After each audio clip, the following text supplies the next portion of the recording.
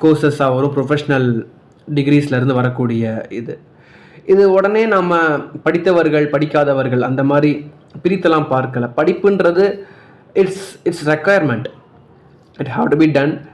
அது நம்மளை ஒரு டிசிப்ளின் கொண்டு வரும்.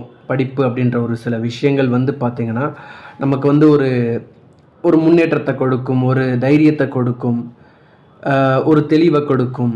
இந்த மாதிரி நிறையா சொல்லிட்டே போகலாம். எஜுகேஷன் ஒரு இடம் பார்த்தோம் அப்படின்னா, டேலண்ட்டும் அப்படி தான். டேலண்ட் அப்படின்றப்ப அது நம்ம when we give out we will get something for that.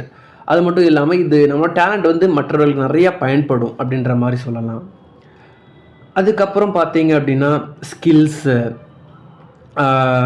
Intelligence, நாலேஜுன்றது பார்த்தீங்கன்னா இட்ஸ் வேல்யூபிள்.